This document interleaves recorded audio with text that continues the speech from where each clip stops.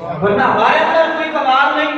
اور جو افراد مسجد میں آئے ہیں، تشریف لائے ہیں اور آقا کریم صلی اللہ علیہ وسلم کا میلاد سننے کے لیے آئے ہیں، آقا کریم صلی اللہ علیہ وسلم کی شناخانی سننے کے لیے آئے ہیں، وہ کسی غرض کے لیے نہیں ہے، دنیاوی مفاد کے لیے نہیں ہے، کوئی اور ان کے مقاصد نہیں، بلکہ محبت رسول، عشق رسول نے ان کے اندر جوش مارا ہے. انہوں نے اپنے بستروں کو چھوڑا، اپنے دربار کو چھوڑا، اپنے بیوی بچوں کو چھوڑا اور فوراً وہاں سے گھر سے نکل کر اللہ کے گھر میں آ گئے. اس لیے کہ اللہ کے گھر میں آ کر اللہ کے محبوب کی محفل سجی ہے، وہاں جائیں گے اللہ کے محبوب کا ذکر سنیں گے، ہمارے دل منور ہوں گے. یادہ اس کے رسول ان کو مجبور کر کے آنے کے کائنات کے محبوب کی محفل میں لے کے آیا.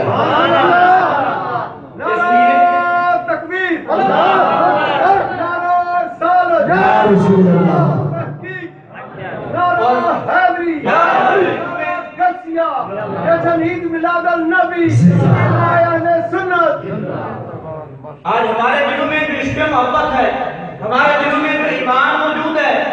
اور ہم نبی اکرم صلی اللہ علیہ وسلم کی غلامی کا نام بننے والے ہیں، آج ہمارا جو ایمان سلامت ہے، اس میں ہمارا کوئی مقام نہیں ہے، اس میں ہماری کوئی محنت نہیں ہے. آقا کریم صلی اللہ علیہ وسلم کا نام کی نظر کرم ہے، آقا کریم صلی اللہ علیہ وسلم کا دست شفقت ہے اور حضور کی رحمت ہے. آقا کریم صلی اللہ علیہ وسلم کی رحمت کے صدقے آج ہمارے دلوں میں حضور کا عشق و محبت بھی موجود ہے. آج ہمارے دل نور ایمان سے بھی منور ہے. اس میں ہمارا کوئی کمال نہیں. قرآن کریم نے خالق کائنات ارشاد فرماتا ہے کنتم خیر امت اخرجت للناس، اے میرے محبوب کے امتیوں، میں نے تمہیں باقی تمام امتوں میں سب سے اعلیٰ مقام عطا فرمایا ہے، سب سے افضل مقام عطا فرمایا ہے، سب سے بہترین مقام عطا فرمایا ہے. میں نے تمہیں منتخب فرما دیا ہے، لہذا ہمیں جو یہ مقام عطا کیا گیا ہے افضلیت کا، اور ہمیں یہ مقام عطا کیا گیا ہے کہ ہمیں باقی امتوں میں سب سے بہتر بنا دیا گیا، سب سے افضل بنا دیا گیا. کیا آپ سمجھتے ہیں کہ اس میں کوئی ہمارا کمال ہے؟ کیا اس میں کوئی ہماری خوبی ہے؟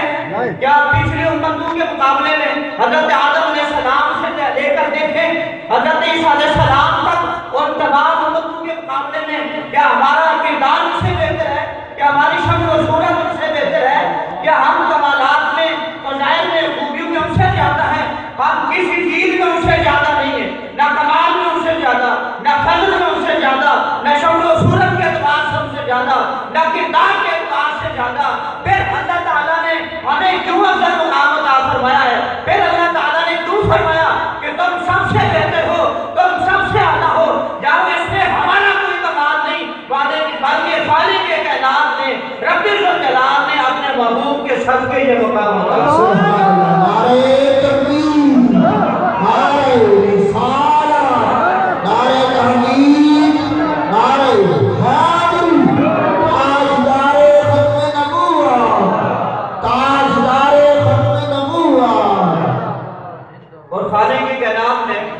قرآن کریم کے اندر اعلان فرمایا، فرمایا کہ وَمَا أَرْسَلْنَاكَ إِلَّا رَحْمَةً لِّلْعَالَمِينَ، اے محبوب ہم نے آپ کو تمام جہان والوں کے لیے رحمت بنا کے بھیجا ہے. ہمارے نبی تمام جہان والوں کے لیے رحمت، تمام جہان والوں کے لیے نبی اور رسول بنا کے بھیجے گئے، تمام جہان والوں کے لیے رحمت. جب تک یہ کائنات موجود ہے، جب تک یہ جہان موجود ہے، ہمارے نبی کی رحمتیں برکتیں ہوتی رہیں. اور ہمارے نبی قیامت تک آنے والے ذرے ذرے کے لیے، عالم کی ہر چیز کے لیے، اس کائنات کی ہر چیز کے لیے خالق کائنات نے ہمارے نبی کو یا تو رحمت بنا کے بھیجا ہے. آج اسی رحمت کا صدقہ ہے ہمارا ایمان بھی قائم ہے، ہمارا دین بھی قائم ہے. ورنہ آپ مطالعہ کریں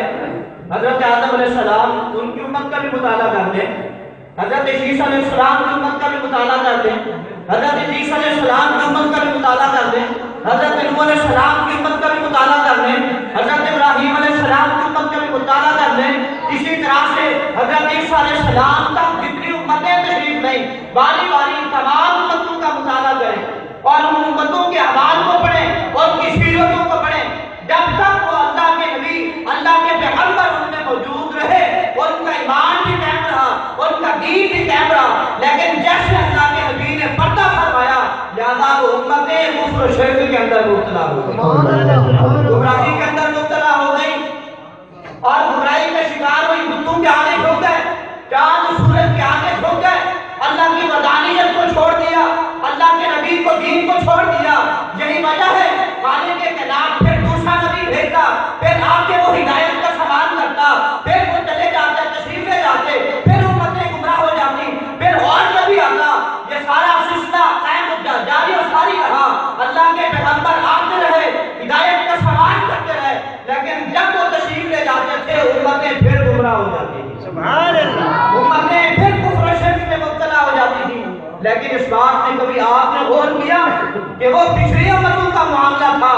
لیکن آج ہمیں 1400 سال سے زائد کا عرصہ گزر چکا ہے، نہ ہمارے اندر کفر داخل ہوا، نہ ہمارے اندر شرک داخل ہوا۔ آج ہماری کتاب قرآن کی صحیح سالم ہمارے پاس موجود ہے، ذرا برابر اس میں فرق نہیں آیا۔ ہمارے ایمان کی سلامت ہے، ہماری مسئلے کی سلامت ہے، ہمارا دین کی سلامت ہے۔ یار اس میں کیا ہمارا کوئی کمال ہے؟ اس میں ہماری کوئی محنت اور کوشش کاوش ہے؟ یار اس میں ہمارا کوئی کمال نہیں، ہماری کوئی محنت اور کوشش نہیں، ہمارے اندر کوئی ایسی خوبی نہیں جس کی وجہ سے ہمارا ایمان قائم ہو، ہمارا دین قائم ہو، قرآن قائم ہو۔ یہ بات خالق کائنات نے جو حفاظت فرمائی ہے، یہ حضور کے رحمت ہونے کے شرط کے حفاظت۔ سبحان اللہ، سبحان اللہ۔ اس لیے ہمارا عقیدہ ہے آج بھی ہمارے نبی ہمارے ایمان کی حفاظت فرما رہے ہیں۔ حضور کا دست شفقت، آقا کریم صلی اللہ علیہ وسلم کا دست رحمت آج بھی ہمارے سامنے موجود، ہمارے اوپر موجود ہے۔ اس لیے آقا کریم صلی اللہ علیہ وسلم نہ ہمارے اندر کفر کو داخل ہونے دیتے ہیں، نہ ہمارے اندر شرک کو داخل ہونے دیتے ہیں۔ اس لیے شرک بھی اس امت سے دور ہے اور کفر بھی اس امت سے دور ہے۔ اور میرے آقا نے اعلان فرما دیا کہ رب ذوالجلال نے مجھے تمام جہان والوں کے لیے رحمت بنایا ہے، قیامت تک آنے والے لوگوں کے لیے رحمت بنایا ہے، لہذا قیامت تک میری امت قائم و دائم رہے گی اور حق پر قائم رہے گی۔ سبحان اللہ۔ اس لیے ہمارا اس میں کوئی کمال نہیں، یہ ساری رحمتیں برکتیں خالق کائنات جو ہمیں عطا فرما رہا ہے، یہ اپنے محبوب کے صدقے سے عطا فرما رہا سبحان اللہ۔ ہے۔ اور محفل میلاد، ہم میلاد مصطفیٰ صلی اللہ علیہ وسلم کی محفل سجا رہے ہیں اور منا رہے ہیں۔ آپ کو پتہ ہے کہ اس محفل کی برکتیں کتنی ہیں، اس محفل کی عظمتیں کتنی ہیں، خالق کائنات کتنی رحمتیں برکتیں عطا فرماتا ہے۔ بخاری شریف کے حدیث سے بات ہے، ابو لہب کا واقعہ یقیناً آپ نے سنا ہوگا۔ حضرت عباس رضی اللہ تعالیٰ عنہ انہوں نے ابو لہب کو جہل مرنے کے بعد خواب میں دیکھا۔ ابو لہب کا معاملہ یہ تھا کہ جب آقا کریم صلی اللہ علیہ وسلم کی ولادت باسعادت ہوئی اور نبی مکرم صلی اللہ علیہ وسلم تشریف لائے تو حضور کی تشریف آوری پر جب اس کی ایک لونڈی سہیبہ نے آ کر اس ابو لہب کو خوشخبری سنائی کہ تمہارے بھائی عبداللہ کے گھر میں تمہارا بھتیجا آ گیا ہے، تمہارے بھائی کی نشانی آ گئی ہے، لہذا اس نے خوشی اپنے بھتیجے آنے کی منائی اور اس نے خوشی اس وجہ سے منائی چلو میرے بھائی کی نشانی آ چکی ہے، اور اس نے خوشی یہ منائی کہ اپنی اس شہادت والی انگلی سے اشارہ کر کے کہا اے میری لونڈی شہبہ، تو نے مجھے خوشخبری عطا فرمائی ہے، تو نے مجھے خوش کر دیا ہے کہ میرے بھائی کے گھر میں میرا بھتیجا آ گیا ہے، میرے بھائی کے گھر میں ان کا لخت جگر پیدا ہو چکا ہے، جا اس خوشی میں نے تجھے آزاد کر دیا۔ شہادت کی انگلی سے اشارہ کر کے کہا کہ جا میں نے تجھے اس خوشی میں آزاد کیا۔ اس نے آزاد کر دیا اور پھر آقا کریم صلی اللہ علیہ وسلم جب 40 سال کی عمر کو پہنچے، نبی تو پہلے ہی تھے، خالق کائنات نے سب سے پہلے ہمارے نبی کو پیدا فرمایا اور نبوت اور رسالت بھی سب سے پہلے ہمارے نبی کو عطا فرمائی۔ حدیث کریمہ بالکل واضح طور پر موجود ہے اور حضور آقا کریم صلی اللہ علیہ وسلم کے فرامین مختلف الفاظ کے ساتھ موجود ہیں کہ آدم علیہ السلام ابھی مٹی اور گارے کے درمیان تھے کہ خالق کائنات کی بارگاہ میں نبی بن چکا تھا۔ تو یہ ساری حدیث مبارکہ مختلف الفاظ کے ساتھ موجود ہے، تفصیل میں نہیں جانا چاہتا۔ تو آقا کریم صلی اللہ علیہ وسلم نے جب اعلان فرمایا تو اپنی نبوت کا اظہار فرمایا۔ اس کا یہ مطلب نہیں کہ اس وقت نبوت کی، نبی تو پہلے تھے، رسول پہلے تھے، لیکن اعلان فرمایا، اظہار فرمایا اپنے نبی ہونے کا، اپنی نبوت کا۔ تو اس ابو لہب نے سب سے بڑھ کر حضور کی مخالفت کی اور دشمنی کی آقا کریم صلی اللہ علیہ وسلم کی، اور ہمیشہ نقصان کو چاہتا رہا، تکلیفیں اذیتیں دیتا رہا، اور حضور کی سخت مخالفت کرتا تھا۔ آقا کریم صلی اللہ علیہ وسلم جب مکے گلی کوچوں میں جب توحید کی توحید کا درس دیا کرتے تھے اور لوگوں کو اللہ کی وحدانیت کی طرف بلایا کرتے تھے، اپنی رسالت کو اقرار کرنے کی دعوت دیا کرتے تھے، یہ ابو لہب پیچھے پیچھے ہوتا تھا اور لوگوں سے کہتا تھا کہ یہ میرا بھتیجا ہے، لوگوں ان کی بات نہیں ماننا، یہ تو مجنون ہے، نعوذ باللہ۔ یعنی اس طرح کلمات کہہ کر کتنی بڑی سخت اذیتیں تکلیفیں اس نے آقا کریم صلی اللہ علیہ وسلم کو پہنچائی، اور رب ذوالجلال اس سے اتنا ناراض ہوا کہ خالق کائنات نے اس کی مذمت میں پوری سورہ ابو لہب نازل فرمائی۔ بخاری شریف کے حدیث پاک حضرت عباس رضی اللہ تعالیٰ عنہ خواب میں دیکھا، اور خواب میں دیکھنے کے بعد آپ نے پوچھا کہ ابو لہب بتاؤ ہمارے بعد تم نے کیا دیکھا ہے، تمہارے ساتھ کیا معاملہ ہوا، ساری زندگی تو تم نے ہمارے نبی کی حضور آقا کریم صلی اللہ علیہ وسلم کی مخالفت کی، آپ بتاؤ تمہارے ساتھ کیا ہوا، تم سچے تھے یا اللہ کے نبی سچے تھے؟ وہ کہنے لگا کہ عباس میں نے تمہارے بعد کوئی خیر نہیں دیکھی، عذاب کا شکار ہوں، تکلیف اور اذیت کا شکار ہوں، لیکن ہاں پیر کے دن آقا کریم صلی اللہ علیہ وسلم کی ولادت ہوئی، جب حضور تشریف لائے تھے پیر کے دن، جب وہ پیر کا دن آتا ہے، لہذا اللہ تعالیٰ کی طرف سے مجھے یہ جزا عطا کی جاتی ہے کہ اس شہادت کی انگلی سے مجھے شراب کیا جاتا ہے، اور نہ صرف شراب کیا جاتا ہے بلکہ پیر والے دن مجھے امن اور سکون عطا کیا جاتا ہے، میرے عذاب میں کمی کر دی جاتی ہے۔ میرے دوستوں غور فرماؤ، کافر کتنی بڑی سے بڑی عبادت کر لے ثواب نہیں مل سکتا، اسے جزا نہیں مل سکتی، اس کے عمل کی جزا اس دنیا کے اندر ہے، قیامت والے دن اس کے لیے کوئی جزا نہیں ہے۔ کافر نمازیں پڑھ لے، نماز سب سے بڑی عبادت ہے، کافر نمازیں پڑھ لے ثواب ہرگز نہیں ملے گا، آخرت میں ذرا برابر فائدہ نہیں پہنچے گا۔ کافر روزے رکھ لے، کافر صدقات و خیرات کر لے، اسی طرح سے کافر اور اعمال کر لے، ذرا برابر بھی خالق کائنات بغیر ایمان کے نیکی اور جزا عطا نہیں فرمائے گا۔ لیکن جب آقا کریم صلی اللہ علیہ وسلم کی ذات کا معاملہ ہوا اور حضور کے میلاد کی خوشی منانے کا معاملہ ہوا، خالق کائنات نے ذات اور قانون تبدیل فرما دیا اور خالق کائنات نے اس ابو لہب کو جزا عطا فرمائی۔ تو پتہ چلا کہ ایک کافر آقا کریم صلی اللہ علیہ وسلم کی آمد کی خوشی منائے، اللہ کا نبی سمجھ کر نہیں، اللہ کا رسول سمجھ کر نہیں، اللہ کا محبوب سمجھ کر نہیں، بلکہ اپنا بھتیجا سمجھ کر، اپنا بھتیجا سمجھ کر منائے، خالق کائنات اس سے بھی جزا عطا فرماتا ہے جو ہمارے نبی کا امتی ہو، حضور کا کلمہ پڑھنے والا ہو، اپنے آپ کو حضور کا غلام سمجھنے والا ہو، اگر وہ حضور کی محفل میلاد منعقد کرے، حضور کی میلاد کی خوشی میں صدقہ اور خیرات کرے، حضور کے میلاد منائے، میلاد کا اہتمام کرے، رب ذوالجلال اسے کتنا بڑا ثواب عطا فرمائے۔ سبحان اللہ، سبحان اللہ۔ علماء کرام نے باقاعدہ اس بات کو لکھا ہے، بڑے بڑے علماء کرام نے، شیخ عبدالحق مدرس دہلوی رحمۃ اللہ علیہ اور دیگر علماء کرام نے اس بات کو لکھا ہے کہ خالق کائنات سوائے اس کے اور کوئی جزا عطا نہیں فرمائے گا کہ خالق کائنات اسے جنت عطا فرما دے۔ تو یہ محفل میلاد کی برکتیں ہیں، اور جو حضور کی میلاد مناتے ہیں، حضور کی میلاد کی محفلیں سجاتے ہیں، مولانا قاری رحمۃ اللہ تعالیٰ علیہ فرماتے ہیں کہ حضور کے میلاد جس گھر میں جس جگہ منایا جائے، رب ذوالجلال سارا ساتھ رحمتیں برکتیں عطا فرماتا ہے، سارا ساتھ رحمتیں برکتیں اس گھر میں اس جگہ میں نازل ہوتی رہتی ہیں جس جگہ میں حضور کا میلاد منایا جائے۔ اور اس حوالے سے آپ کی خدمت میں ایک اور بات کی عرض کرتا چلوں، عرب کے میں عجم کے علماء کی بات نہیں کر رہا ہوں، عرب کے جو علماء کرام ہیں، عرب کے علماء کرام، عرب کے ممالک کے جو علماء کرام ہیں، تقریباً 450 سے زائد علماء کرام ہیں جن کے نام اور ان کی لکھی ہوئی تمام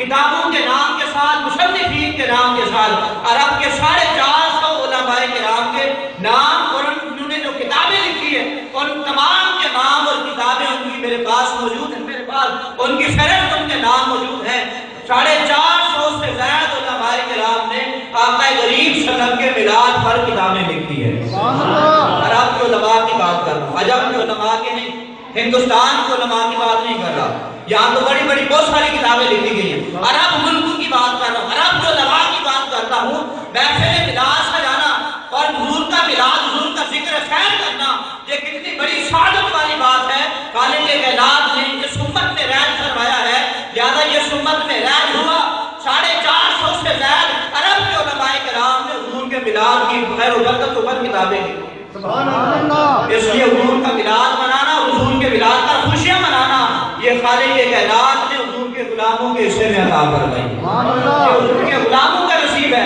ان کے حصے میں اللہ نے عطا فرمائی ہے۔ آقا کریم صلی اللہ تعالیٰ علیہ وسلم موجود ہے، حضور کے صحابہ آقا کریم صلی اللہ علیہ وسلم کی بارگاہ میں موجود تھے۔ آقا کریم صلی اللہ علیہ وسلم نے بات ارشاد فرمائی، فرمایا کہ اے میرے صحابہ، کیا تمہیں تعجب نہیں ہوتا؟ الا تعجبون کیف یصرف اللہ عنی شتم قریش بدانہم،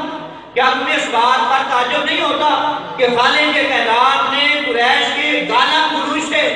اور ان کے جو نامناسب کلمات میری ذات کے متعلق ہیں، خالق کائنات نے ان کے گالا گلوچ سے میری کس طرح حفاظت فرمائی ہے،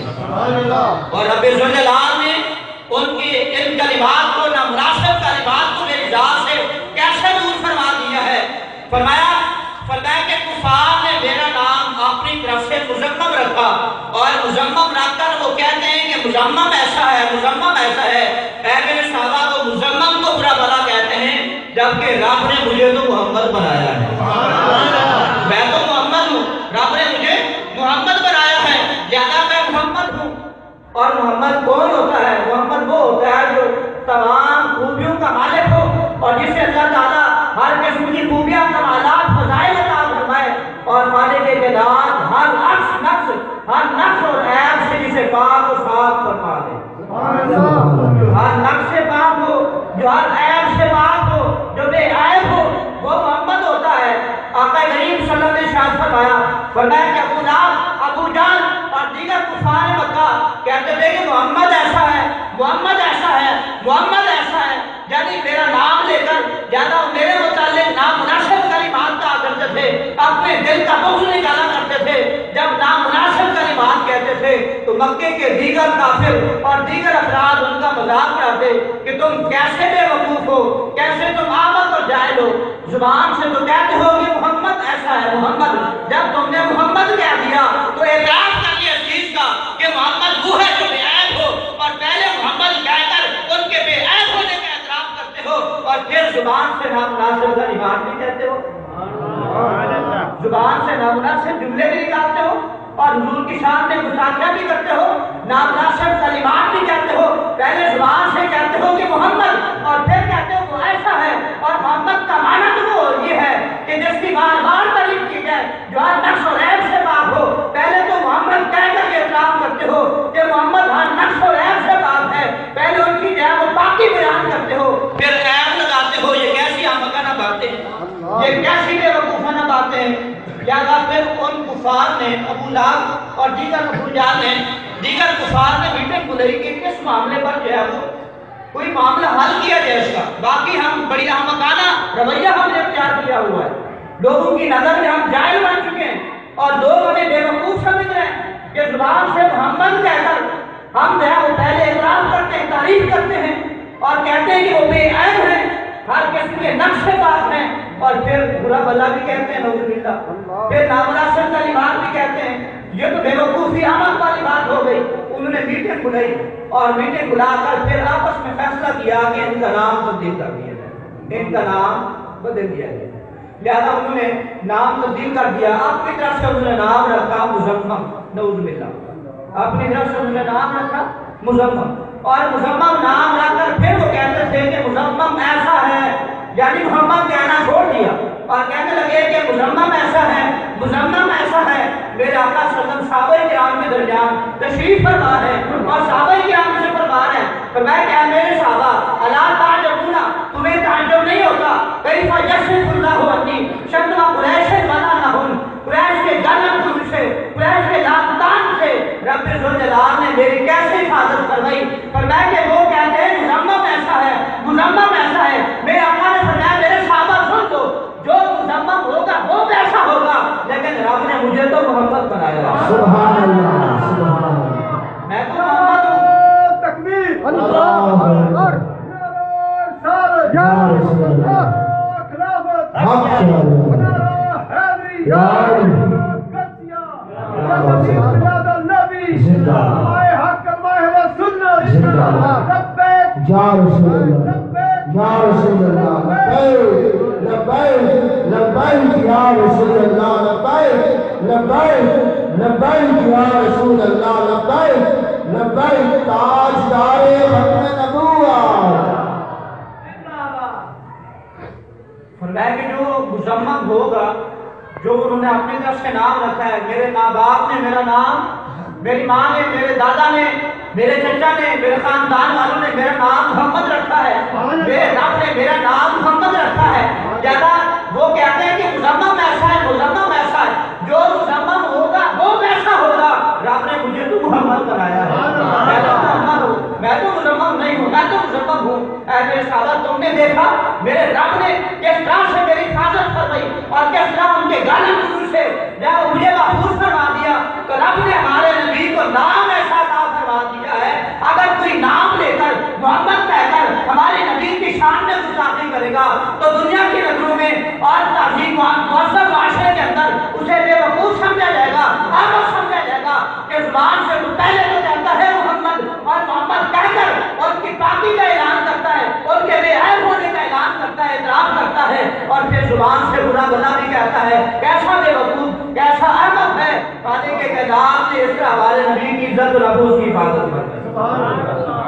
اور آج فرانس کا معاملہ بھی آپ کے سامنے ہے اس حوالے سے بھی یقیناً میں اسی حوالے سے یہ نکتہ لے کر آیا ہوں تاکہ آخر میں اسی حوالے سے گفتگو کروں آپ کے سامنے خالق کے کائنات قرآن کریم میں ارشاد فرماتا ہے یہ دیکھیں حضور کی عزت و ناموس کے حوالے سے رب ذوالجلال نے حضور کے نام سے حفاظت فرمائی پہلا لگا دیا رب ذوالجلال نے اور پھر دوسری طرف سے قرآن کریم میں اللہ رب العالمین ارشاد فرماتا ہے فرمایا قد جاءکم من اللہ نور و کتاب مبین فرمایا تاکید بے شک جب قد کا معنی ہوتا ہے بلا شک و شبہ جب قد ماضی پر آ جاتا ہے تو تحقیق کا فائدہ دیتا ہے یقین کا فائدہ دیتا ہے اور یہ یقین ہماری اور تمہاری نہیں خالق کے کائنات کی یقین دہانی ہے خالق کے کائنات کی یقین دہانی ہے رب ذوالجلال قد طے کر کے جملہ ارشاد فرما رہا ہے اپنے معبود کی عظمت اور شان کو بیان کرنے سے پہلے قد فرما کر اور یہ بات کا اعلان فرما رہا ہے خبردار کوئی بندہ اس بات میں شک نہ کرے اب جو میں بات کرنے جا رہا ہوں وہ پکی بات ہے اور یقینی بات ہے کہ تمہارے پاس اللہ کی طرف سے ایک نور اور ایک کتاب مبین تشریف لا چکے ہیں ہمارے پاس نور بھی آ چکا ہے اور کتاب مبین بھی آ چکی ہے جب یہ جملہ کہا جاتا ہے تو ہر بندہ فوراً سمجھ آتا ہے کہ نور سے مراد ہمارے نبی کی ذات اور یہی مفسرین کرام نے لکھا ہے مفسرین کرام نے بھی تفسیر کرنے والوں نے اس آیت کریمہ کی تفسیر میں یہی بات لکھی ہے کہ نور سے مراد نبی مکرم صلی اللہ علیہ وسلم کی ذات مقدسہ ہے اور کتاب مبین سے مراد قرآن کریم ہے خالق کے کائنات نے ہمارے نبی کو نور بنا کے بھیجا ہے آقا کریم صلی اللہ علیہ وسلم کی ذات مقدسہ نور ہے اور حضور نورانی لباس ہے نورانیت کے اندر ہے آقا کریم صلی اللہ علیہ وسلم دعائیں فرمایا کرتے تھے اے اللہ میرے آگے بھی نور کر دے میرے پیچھے بھی نور کر دے میرے دائیں بھی نور ہو میرے بائیں بھی نور ہو میرے اوپر سے بھی نور ہو میرے نیچے بھی نور ہو اور اے اللہ مجھے نور علی نور فرما دے بھلا کوئی مسلمان کوئی مومن کوئی امتی اس بات کو جب اپنے ذہن میں اس بات کو اپنے تصور میں لا سکتا ہے حضور ہمارے دعا ہمارے نبی فرمائے دعا رب ذوالجلال کے محبوب رب ذوالجلال سے فرمائے اور خالق کے کائنات اپنے محبوب کی دعا کو رد فرما دے ایسا نہیں ہو سکتا اس لیے ہمارے نبی کو خالق کے کائنات نے نور علی نور بنا کے بھیجا ہے اور اس بات کو ذہن میں رکھیں کہ جو نور ہوتا ہے اس کا خاکہ نہیں بنایا جا سکتا نور کا خاکہ کوئی بنا سکتا ہے کسی کے اندر ہمت جو نور کا خاکہ بنائے نام سے غالب گلو سے حفاظت فرمائی اور قد جاءکم من اللہ نور فرما کر رب ذوالجلال نے میرے نبی کی جسم کی جسمانیت کی حفاظت فرمائی لہذا فرانس کے اندر ہمارے نبی کے جو خاکے بنائے جا رہے ہیں اور بعض وقتوں کو وہ فلسفہ سمجھ نہیں آیا ابو لہب کو فلسفہ سمجھ آ گیا تھا ابو جان کو فلسفہ سمجھ کے آ گیا تھا کہ محمد وہ ہوتا ہے جو بے عیب ہو زیادہ محمد کہہ کر ہم عیب نہیں لگا سکتے زیادہ ہماری حماقت ہے ہماری بے وقوفی ہے یہ فلسفہ ابو لہب نے سمجھ لیا تھا یہ فلسفہ ابو جان نے سمجھ لیا تھا لیکن آج اپنے آپ کو پڑھے لکھے کہنے والے افراد اپنے آپ کو تعلیم یافتہ کہنے والے افراد اپنے آپ کو مشہور اور مہذب کہنے والے افراد یہ فلسفہ جس ذات کو خالق کائنات نے بے مثال بنایا ہے، جس ذات کو خالق کائنات نے نور بنا کے بھیجا ہے، جس ذات کی کوئی مثال نہیں، وہ باکمال ہی باکمال ہے، لہذا جس ذات کو رب ذوالجلال نے بے مثال بنا کے بھیجا ہے، ہم ان کی مثالیں کیسے بنا رہے ہیں؟ لہذا ہمارے نبی نور بن کر تشریف لائے، نور کا خاکہ نہیں بن سکتا، لہذا جس کے خاکے وہ بنا رہے ہیں، جس کے بنا رہے ہیں وہ اس کے ہوں گے، لیکن رب ذوالجلال نے ہمارے نبی کو نور بنا کے سبحان اللہ سبحان اللہ ہمارے نبی نور بن کر تشریف لائے۔ نعرہ تکبیر، اللہ اکبر، نعرہ رسالت، یا رسول اللہ، نعرہ تحقیق، نعرہ حیدری، نعرہ گرسیا، جشن میلاد النبی، جشن میلاد النبی، جشن میلاد النبی، کلمہ حق، کلمہ اہل سنت، کلمہ حق، کلمہ اہل سنت، لبیک لبیک یا رسول اللہ لبیک لبیک لبیک یا رسول اللہ لبیک لبیک لبیک یا رسول اللہ لبیک لبیک لبیک یا رسول اللہ تاجدار ختم نبوت صدیق پکارے، صدیق پکارے، عمر پکارے، عثمان پکارے، علی پکارے، علی پکارے، بلال پکارے، خواجہ عباس پکارے، زمین پکارے، آسمان پکارے۔ اس بات میں کہ نبی مکرم صلی اللہ علیہ وسلم کی شان میں جو نازیبہ کلمات اور اس طرح سے جو نازیبہ حرکات کی گئی ہیں، لہذا اس بات پر ہمارا حق بنتا ہے، کچھ ہماری ذمہ داری بنتی ہے، جو کام ہم کر سکتے ہیں وہ ہمیں کرنے چاہیے،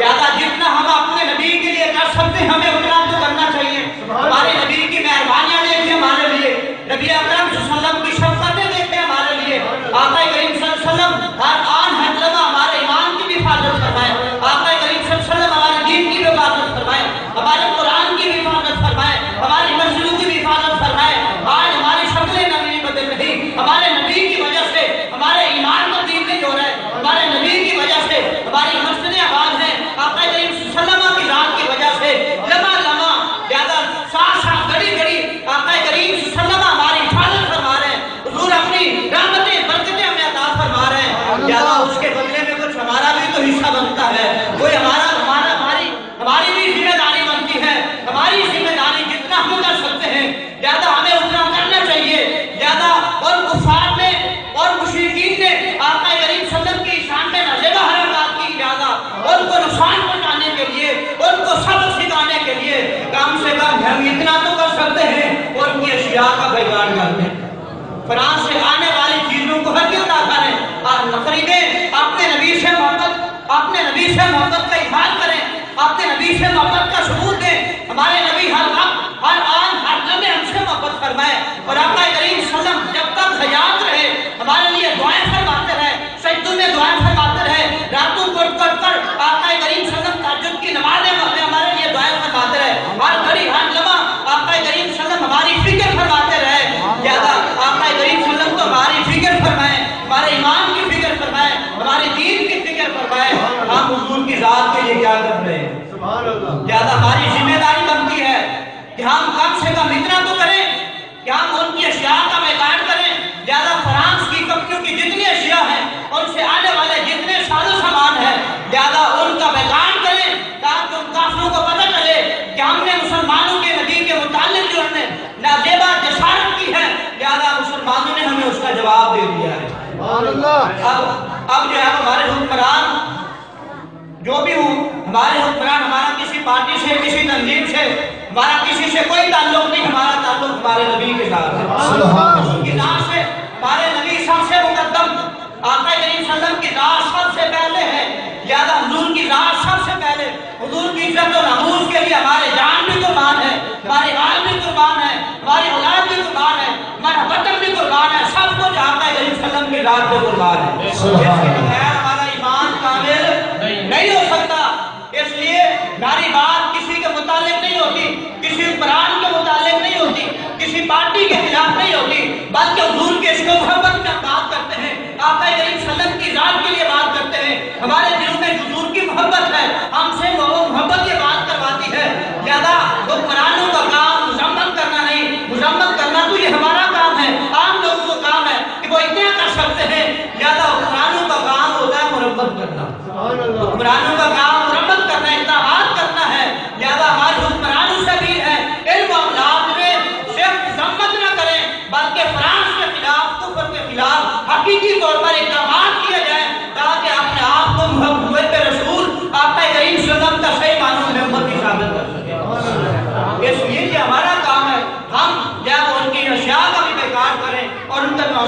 انتقال کریں. غور فرمائیں کہ ہم جب تک نبی اکرم صلی اللہ علیہ وسلم کی ذات سے صحیح معنوں میں حضور کے عاشق رہے، ہمارے افعال سے، ہمارے کردار سے، ہر حوالے سے ہم آقا کریم صلی اللہ علیہ وسلم کے امتی بن کر رہے، حضور کی سیرت طیبہ پر عمل کرتے رہے، رب ذوالجلال نے ہمیں بلندی عطا فرمائی. جیسے میں نے بیان کیا کہ رب ذوالجلال کی بڑی مہربانیاں حضور کے صدقے ہمیں اللہ نے ساری عزتیں عطا فرمائی ہیں، ساری عظمتیں عطا فرمائی ہیں. حضور نے ہمارے لیے دعائیں مانگی ہیں، لیکن خالق کائنات نے فرمایا کہ محبوب آپ کی امت کو ایک دنیا میں اعلیٰ مقام عطا فرماؤں گا، سرفرازی، سربلندی عطا فرماؤں گا، حکمرانی بھی عطا فرماؤں گا، لیکن ایک شرط کے ساتھ. کوئی شرط یہ ہے جب تک آپ کی امت صحیح معنوں میں آپ کی سچی غلام بن کر رہے گی، لہذا یہ اس دنیا کے حکمران بن کر رہے گی. صحیح معنوں میں جب تک یہ اے محبوب آپ کے غلام بنے رہیں گے، آپ کے دامن سے وابستہ رہیں گے، دنیا پر یہ حکمرانی کریں گے. لیکن جب آپ کے دامن سے پیچھے ہوتے چلے جائیں گے، آپ کی غلامی میں کمزوری آ جائے گی، لہذا پھر ان کے لیے ذلت اور رسوائی مقدر ہے. آج ہم جگہ جگہ ذلیل و رسوا ہو رہے ہیں. کشمیر کے اندر دیکھیں مسلمانوں کا ظلم و تشدد، اس طرح سے شام میں دیکھیں، فلسطین میں دیکھیں، لیبیا کے اندر دیکھیں، مختلف اسلامی ممالک کے اندر دیکھیں. آخر کیا وجہ ہے؟ مسلمان جگہ جگہ ذلیل و رسوا ہو رہا ہے، مسلمانوں کا ذلت آ چکی ہے، حالانکہ رب نے اپنے محبوب کے صدقے ہمیں بڑی عزتیں عطا فرمائی تھی. میرے دوستو ایک ہی وجہ ہے، ہماری یہ غلامی کا رشتہ کمزور ہو چکا ہے. کیا ہم روزانہ قرآن کی تلاوت کرتے ہیں؟ کیا ہم سب نماز پڑھتے ہیں مسجد میں؟ کیا ماہ رمضان آ جائے ہم سب روزہ رکھتے ہیں؟ چند افراد کے سوا. لہذا اکثریت بے نمازی، اکثریت بے روزہ، اکثریت جو ہے وہ گناہوں کے اندر، لہذا اکثریت جو ہے وہ برے اعمال کے اندر، حضور کی سنتوں سے ہم دور، آقا کریم صلی اللہ علیہ وسلم کی سیرت طیبہ سے دور. یہ ہماری غلامی کا رشتہ کمزور پڑ چکا ہے. اسی کمزوری کا نتیجہ ہے آج ہم ذلیل و خوار ہو رہے ہیں. اگر آج مسلمان چاہتے ہیں کہ رب ذوالجلال پھر سے مسلمانوں کو ایک دنیا کی سرداری عطا فرمائے، حکمرانی عطا فرمائے، اقتدار عطا فرمائے، تو پھر مسلمانوں کو صحیح معنوں میں آقا کریم صلی اللہ علیہ وسلم کا غلام بننا پڑے.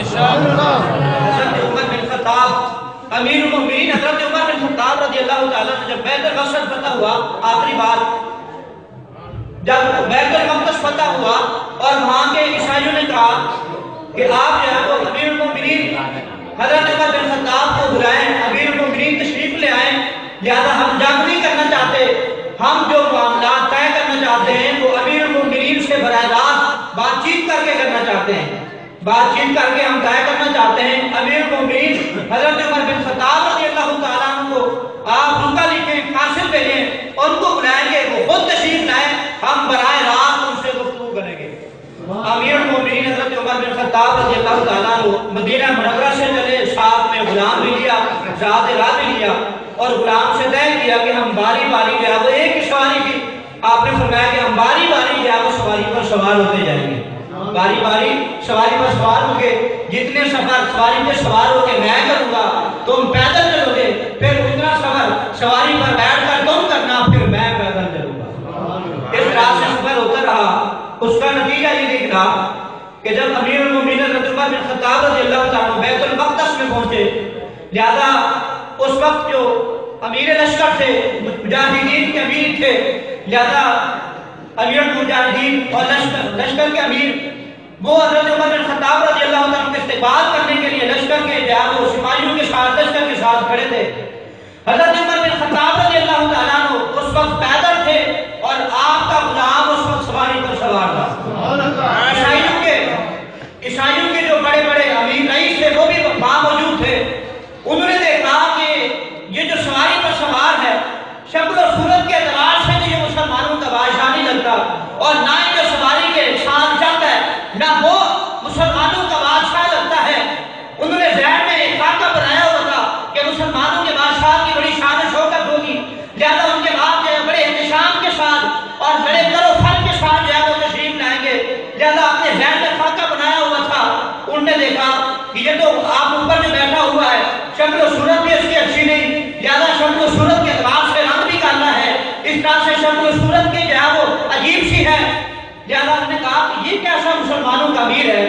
لہذا ان کے بعد امیر لشکر تک پہنچی تو امیر لشکر نے کہا کہ نہیں تم بھول جاؤ، ہمارا جو امیر ہے